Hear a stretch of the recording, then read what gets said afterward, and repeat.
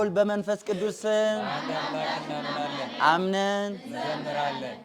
ትሕትናሽ ግሩም ነው ደግነትሽም ትሕትናሽ ግሩም ነው ደግነትሽም መሪያቸው እናቱ ሆነሻል ለመድኃኔዓለም እናቱ ሆነሻል ለመድኃኔዓለም ትሕትናሽ ግሩም ነው ደግነትሽም ትሕትናሽ ግሩም